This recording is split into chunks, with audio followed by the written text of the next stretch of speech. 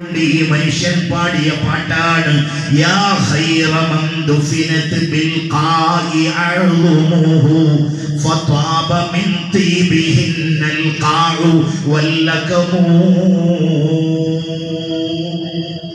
യാ ഖൈറ മൻ ദുഫിനത് ബിൽ ഖാഇ എന്ന പ്രദേശത്ത് മറവ് ചെയ്യപ്പെട്ടവരെ അവിടുത്തെ ഇങ്ങനെ വർണ്ണിച്ചുകൊണ്ട് പാടുന്നു. അവസാനം ആ മനുഷ്യൻ പറയുന്നു നഫ്സി ഫിദാഉ ലിഖബ്രിൻ അൻത സാകിനുഹു, എൻ്റെ ശരീരം ഞാൻ ഒരു ഖബർ ശരീഫിന് സമർപ്പിക്കുകയാണ്. ആരാണ് ആ ഖബറിലുള്ളത്? അൻത സാകിനുഹു, ആ ഖബറിലുള്ള താമസക്കാരൻ നബിയേ തങ്ങളാണ്. ഇനി എന്താണ് ആ ഖബറിലുള്ളത്? ഫീഹിൽ അഫാഫു വഫീഹിൽ ജൂദു വൽ കറമു, അതിലാണ് വിട്ടുവീഴ്ചയുള്ളത്, അതിലാണ് ഔദാര്യമുള്ളത്, അതിലാണ് സർവമഹത്വങ്ങളും മന്ദിയുറങ്ങുന്നത്. അതുകൊണ്ട് എൻ്റെ ദോഷം പൊറുക്കണം നബിയേ തങ്ങൾ, അല്ലാഹുവിനോട് എനിക്ക് വേണ്ടി ഒന്ന് ശുപാർശ ചെയ്യണം. അത് പറഞ്ഞിട്ടാണ് ആ മനുഷ്യൻ കൊണ്ടത്. ആ പാട്ടും പാടിയിട്ട് ആ മനുഷ്യൻ ഇറങ്ങിപ്പോയി. അത്തബീ തങ്ങൾ പറയുന്നു, ഞാൻ അവിടെ കിടന്നൊരല്പസമയം ഒന്ന് ഉറങ്ങിപ്പോയി. അങ്ങനെ ഉറങ്ങിയപ്പോൾ ഫറഅയ്തു നബിയ സല്ലല്ലാഹു അലൈഹി വസല്ലം ഫീ മനാമി, അല്ലാഹുവിന്റെ റസൂലിനെ ഞാൻ ഉറക്കിൽ കണ്ടു. ആ റൗള ശരീഫിന്റെ മുന്നിൽ ഞാൻ ഉറക്കിൽ കിടന്നപ്പോ എന്നെ വിളിച്ചു, യാ തബീൽ ഹഖിൽ അറാബി, ആ വന്ന് പാട്ടുപാടിയ അറാബിയെ കണ്ടുപിടിച്ചിട്ട് ഫബശ്ശിറുഹു അന്നല്ലാഹ ഖദ് ഗഫറ ലഹു, അയാളുടെ സർവദോഷങ്ങളും അല്ലാഹു പുറത്തു കൊടുത്തിട്ടുണ്ടെന്ന സന്തോഷം അറിയിച്ചേ. വഫാത്തിന് ശേഷം മഹാന്മാരായ ആളുകൾ നൽകുന്ന, നമ്മൾക്ക് നൽകുന്ന സഹായത്തിന്റെ ഒരടയാളമാണത്. മുഹമ്മദ് നബി സല്ലല്ലാഹു അലൈഹി വസല്ലമ തങ്ങൾ നമ്മൾക്ക് രണ്ട് ലോകത്തും അവിടുത്തെ വഫാത്തിന് ശേഷവും ജീവിച്ചിരിക്കുമ്പോഴും നമ്മൾക്ക് നേതൃത്വം നൽകുന്നു. ഇനി എന്തിനാണ് നമ്മൾ ഓരോ സാധനങ്ങളും ഓരോ പരിപാടികളും നടത്തുമ്പോൾ മഹാന്മാരുടെ പേര് വെക്കുന്നത്? അവരുടെ ഒരാത്മീയമായ നോട്ടം നമുക്ക് കിട്ടുമെന്ന ഉറപ്പുകൊണ്ടാണ്. മഹാന്മാർ ആഗ്രഹിച്ചു മഹാന്മാരുടെ അടുത്ത് കിടക്കാൻ. സമസ്ത കേരള ജംഇയ്യത്തുൽ ഉലമയുടെ 70ാം വാർഷിക സമ്മേളനത്തിൽ ഒരു ഭാഗത്ത് അറബിക്കടൽ, മറുഭാഗത്ത് പാരാവാരം പോലെ പരന്നു കിടക്കുന്ന തൂവെള്ള വസ്ത്രം ധരിച്ച മഹാന്മാരായ പണ്ഡിതന്മാർ, മുത്തഅല്ലിമീങ്ങൾ ആ സദസ്സിലേക്ക് വിരൽ ചൂണ്ടിയിട്ട് മഹാനായ ശൈഖുനാ ശംസുൽ ഉലമായി ഖദ്ദസല്ലാഹു സിർറഹുൽ അസീസ് മഹാനവർകൾ പറഞ്ഞു, എൻ്റെ വാപ്പ കിടക്കുന്നുണ്ട്, എൻ്റെ പിതാമഹന്മാർ കിടക്കുന്നുണ്ട് വരക്കല മഖാമിൽ, അവിടെ കിടക്കണമെന്ന് വ്യംഗ്യമായി മഹാനായ ശൈഖുനാ ആഗ്രഹം പ്രകടിപ്പിച്ചു. അപ്പൊ മഹാന്മാരുടെ അടുത്ത് കിടക്കണം, അവരുടെ അടുത്ത് നിൽക്കണം.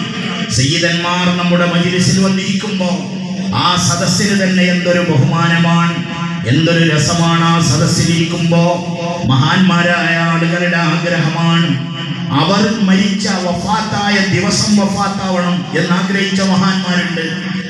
മഹാന്മാരായ ആളുകൾ അങ്ങനെ ആഗ്രഹിച്ചു. മഹാന്മാര് വഫാത്തായ ദിവസം സഹീഹുൽ ബുഖാരിയിൽ ഒരു അധ്യായത്തിന്റെ പേര് ബാബു മൗതി യൗമിൽ ഇത്നൈൻ എന്നാണ്. തിങ്കളാഴ്ച മരിക്കുന്നതിനെ കുറിച്ച് പറയുന്ന അധ്യായം. ഈ അധ്യായത്തിൽ ആരെ കുറിച്ചാണ് പറയുന്നത്? മഹാനായ സയ്യിദുനാ അബൂബക്കർ സിദ്ദീഖ് റളിയല്ലാഹു അൻഹുവിന്റെ വഫാത്തും അതിനോടനുബന്ധിച്ചുള്ള രോഗവുമാണ് പറയുന്നത്.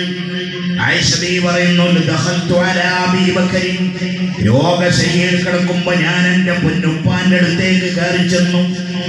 ആ സമയത്ത് ഫഖാൽ, എൻ്റെ ബാപ്പ എന്നോട് ചോദിച്ചു, മോളെ ആയിഷ, ഫീകം കഫൻതുമുൻ നബിയ സല്ലല്ലാഹു അലൈഹി വസല്ലം, അല്ലാഹുവിന്റെ റസൂലിനെ എത്ര വസ്ത്രത്തിലാ മോളെ കഫൻ ചെയ്തത്?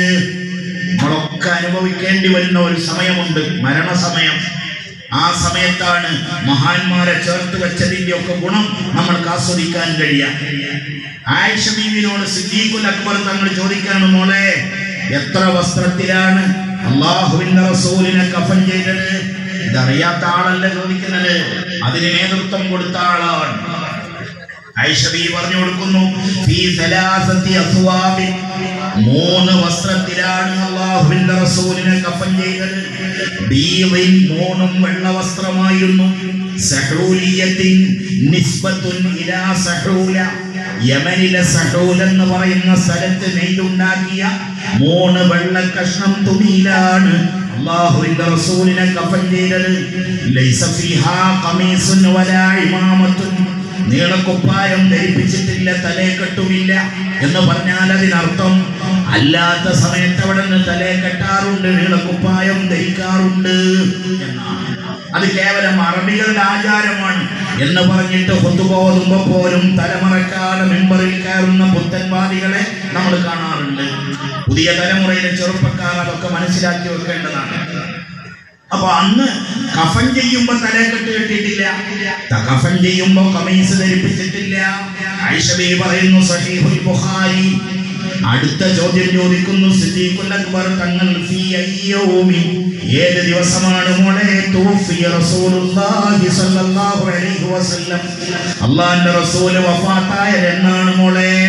ഇതറിയാനിട്ടല്ല, ഒരു മനുഷ്യന്റെ അവസാനത്തെ ചില ചിന്തകളാണ്.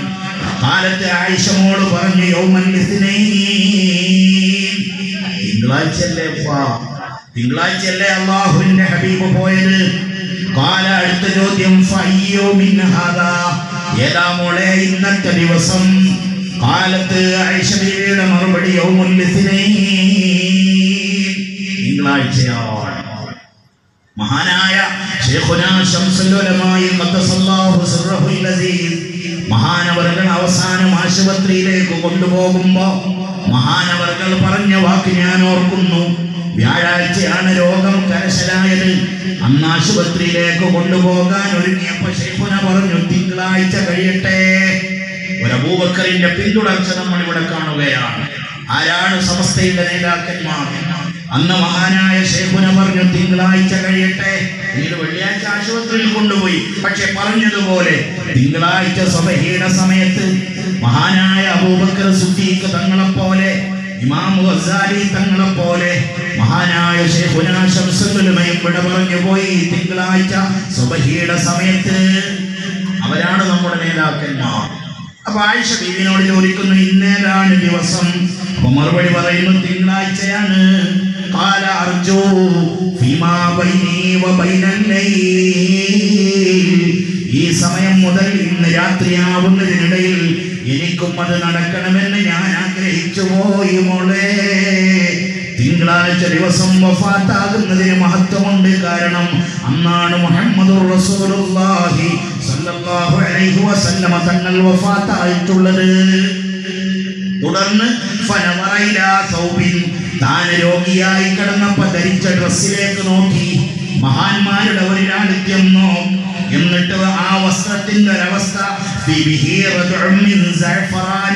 അതിലൊരു കുങ്കുമത്തിന്റെ കറവുരണ്ടിരുന്നു എന്ന് പറഞ്ഞാൽ ഒരു പഴയ തുണി, താൻ ഔറത്ത് മറക്കാൻ ഉപയോഗിച്ച അല്ലെങ്കിൽ ശരീരത്തിൽ പുതച്ച ഒരു തുണി. ആ തുണിയിലേക്ക് ചൂണ്ടിയിട്ട് മോളോട് പറഞ്ഞു മോളെ നിങ്ങൾ ഈ വസ്ത്രമൊന്ന് അലക്കിക്കൊണ്ടുവാ, ഈ വസ്ത്രമൊന്ന് അലക്കിയിട്ട് വാ. ഇതിന്റെ കൂടെ ഒരു 2 വസ്ത്രവും കൂടെ കൂട്ടിയാൽ എന്നെ കഫൻ ചെയ്യാൻ അത് മതിയല്ലോ. ആയിഷ ബീവി തന്റെ പ്രിയപ്പെട്ട ഉപ്പാനോട് പറഞ്ഞു ഉപ്പാ ഇന്ന ഹാദാ ഖലഖുൻ, അത് പഴയതല്ലേ ഉപ്പാ, പഴകി ദ്രവിച്ച ഒരു തുണിയല്ലേ അത്, അതിലാണോ നിങ്ങളെ കഫൻ ചെയ്യേണ്ടത്? സിദ്ദീഖുൽ അക്ബർ തങ്ങളുടെ മറുപടി മോളെ ഇന്നൽ ഹയ്യ അഹഖു ബിൽ ജദീദ്, ജീവനുള്ളവർക്കല്ലേ മോളെ പുതിയതൊക്കെ വേണ്ടത്, മയ്യത്തിന് എന്തിനാണ് പുതിയത്? എനിക്ക് പുതിയതൊന്നും വേണ്ട, ഈ തുണിയൊന്ന് അരക്കി കൊണ്ടുവന്നാൽ മതി. അതിനുശേഷം ഔലിയാക്കളുടെ നേതാവായ, ലോക മുഅ്മിനീങ്ങളുടെ നേതാവായ അമീറുൽ മുഅ്മിനായ സിദ്ദീഖുൽ അക്ബർ തങ്ങൾ പറഞ്ഞ ഒരു വാക്ക് ഈ രാത്രി നമ്മളെല്ലാവരും ഓർക്കുന്നത് നല്ലതാണ്. മഹാനവർകൾ പറഞ്ഞു മോളെ ആയിഷ ഇന്നമാ ഹുവ ലിൽ മുഹ്ലാ, എന്തിനായി തുണി അറിയോ?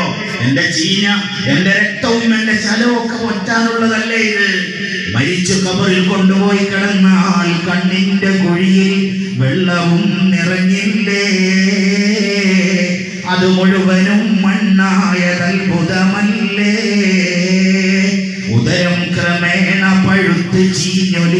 തുണിയല്ലേ, അത് പൊട്ടി ഖബർ നിറഞ്ഞത് അത്ഭുതമല്ലേ. ഒരു സാധാരണക്കാരന്റെ അവസ്ഥയാണത്. എന്നാൽ തന്റെ വിനയം കൊണ്ട് മഹാനവർകളും പറഞ്ഞു, എന്റെ ശരീരത്തിൽ എന്റെ രക്തവും ചലവും ഒക്കെ പരളാനുള്ള ഈ തുണി എന്തിനാ മോളെ, ഇതിനൊരു മോഡല്, എനിക്ക് പുതിയതൊന്നും വേണ്ട എന്ന് സയ്യിദുനാ അബൂബക്കർ സിദ്ദീഖ് റളിയല്ലാഹു അൻഹു മഹാനവർകളും ആഗ്രഹിച്ചു. അല്ലാഹുവിന്റെ റസൂൽ പോയ ദിവസം എനിക്ക് പോവണം. മഹാന്മാരോടുള്ള ഒരു ബന്ധം, ഈ ബന്ധം ഖിയാമത്ത് നാൾ വരെ നിലനിൽക്കണം. സഹാബത്തിന്റെ ജീവിതത്തിൽ അങ്ങനെ തന്നെ നമ്മൾക്ക് കാണാൻ കഴിയും.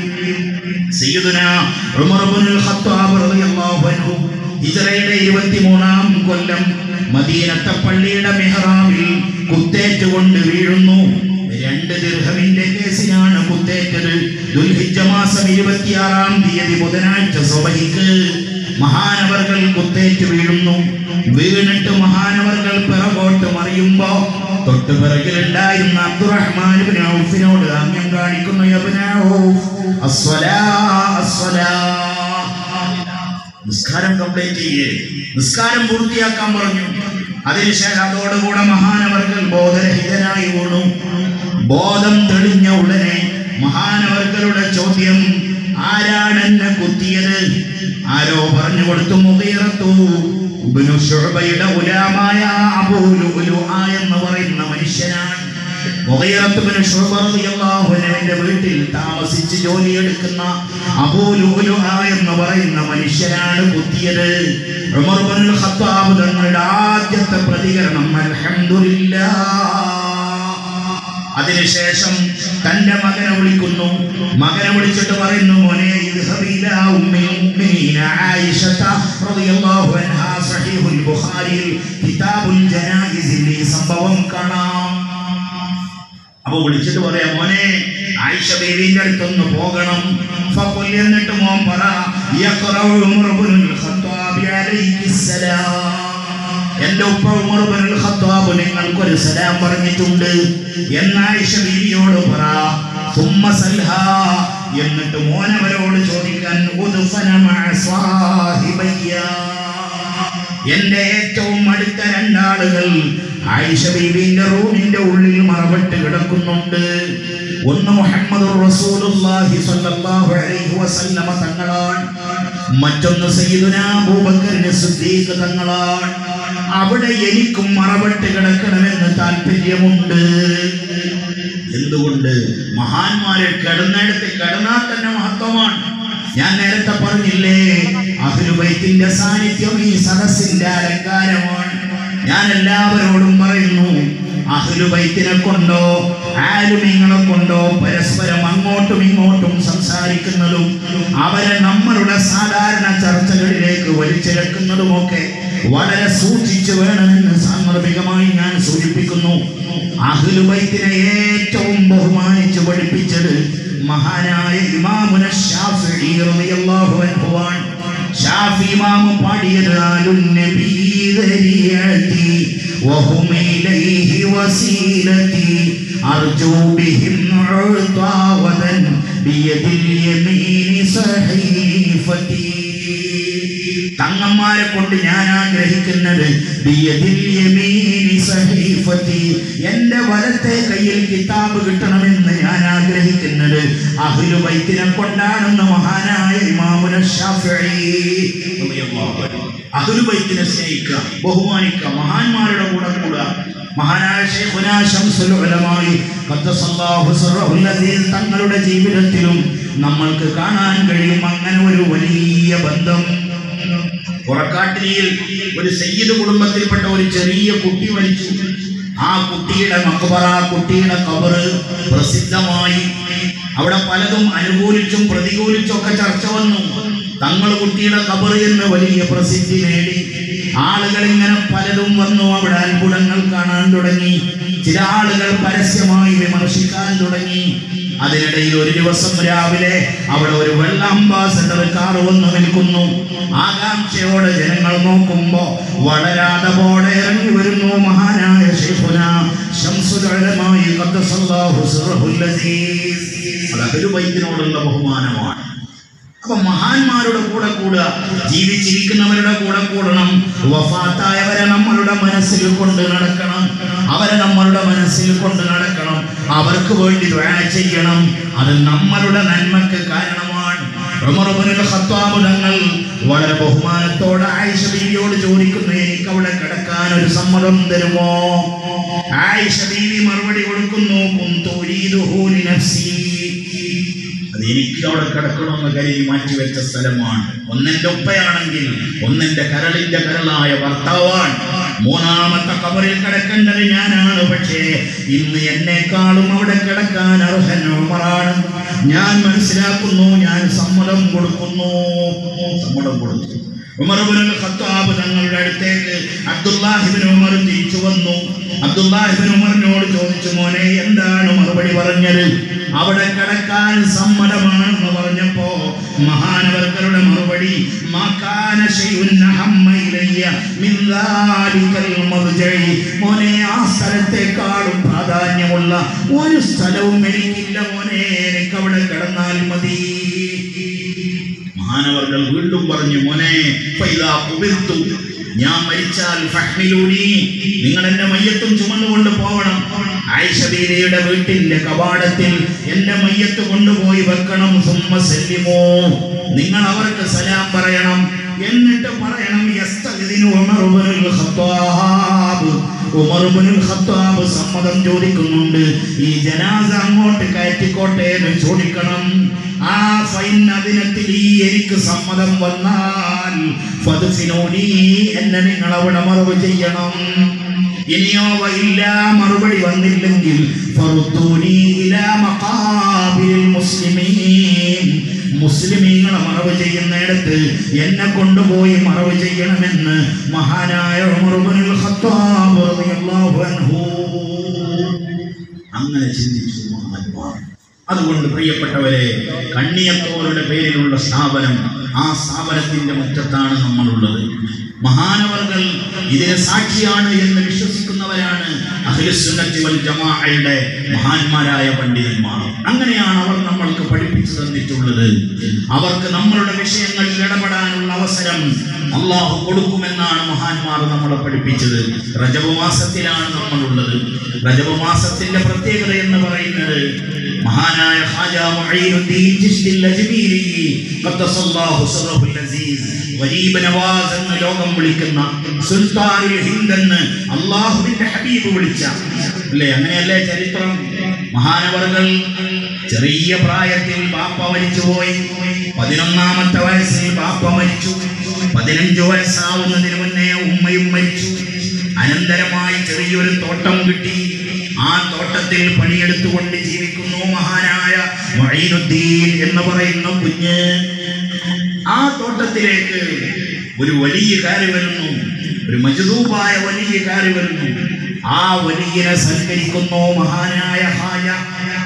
ആ ഖാജ തനിക്ക് തന്ന സൽക്കാരങ്ങളൊക്കെ ഇഷ്ടപ്പെട്ടിട്ട് തന്റെ പഴകി ദ്രവിച്ച സഞ്ചിയിൽ നിന്ന് ആ മജ്ദൂബായ മഹാൻ ഒരു റൊട്ടി കഷ്ണം എടുക്കുന്നു. നമ്മൾ കണ്ടാൽ അറക്കുന്ന രീതിയിൽ അവരുടെ ആ പഴയ റൊട്ടി കഷ്ണം എടുത്തിട്ട് തന്റെ വായിലിട്ട് ചവച്ചു. അതിൽ നിന്ന് വായിൽ നിന്ന് എടുത്തിട്ട് ഖാജാന്റെ വായിൽ വെച്ചു കൊടുത്തു. ഖാജ ഇഷ്ടത്തോടെ സ്വീകരിച്ചു. അതാണ് ആ മഹാന്റെ ഉയർച്ചയുടെ കഥ. അതാ ഞാൻ പറഞ്ഞത്, മഹാന്മാരോടുള്ള ചേർച്ച.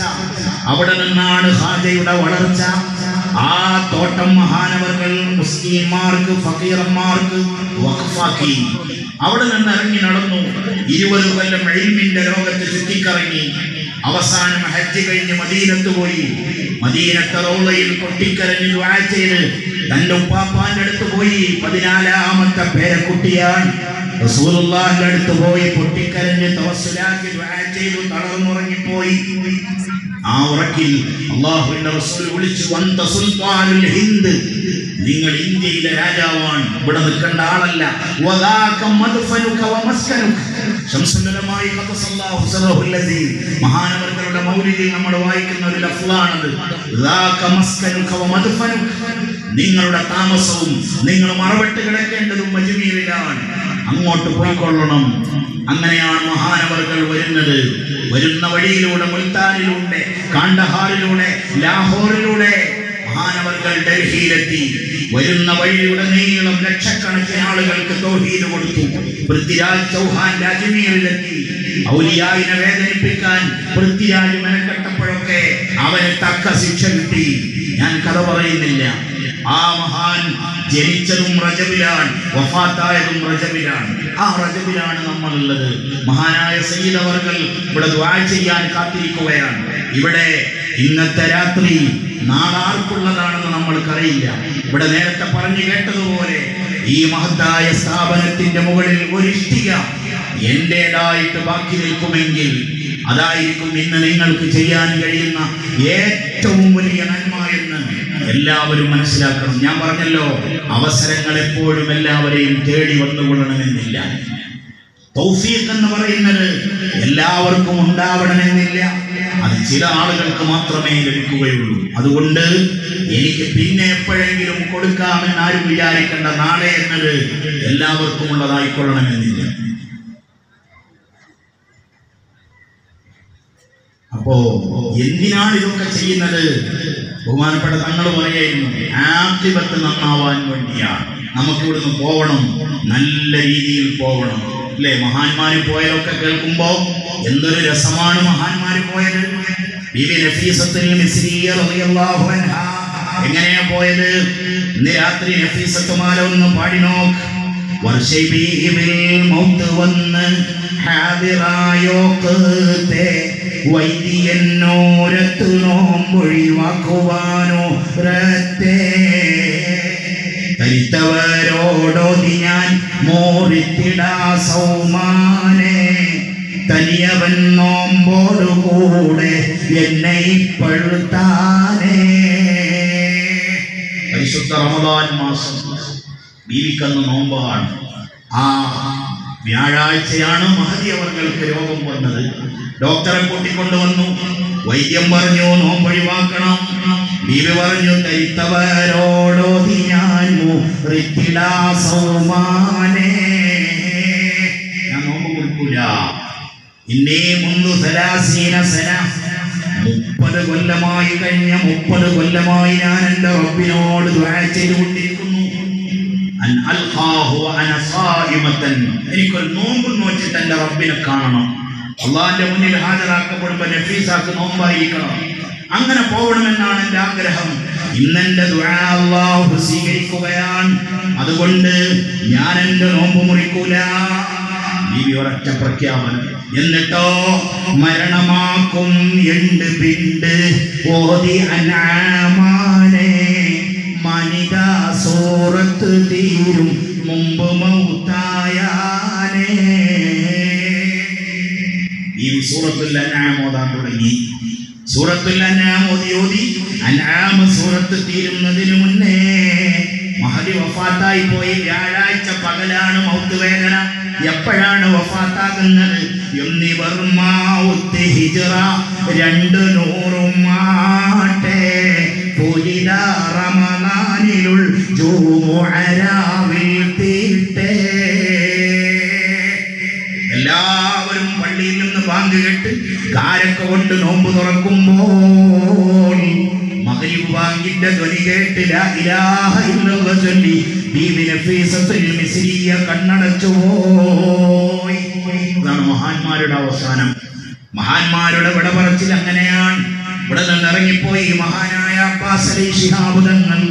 കേരളീയ മുസ്ലിമീങ്ങൾ എന്നും ഓർക്കുന്ന മഹാനായ നേതാവ് സയ്യിദ് മുഹമ്മദ് അലി ശിഹാബ് നവ്വറല്ലാഹു മർഖറഹു.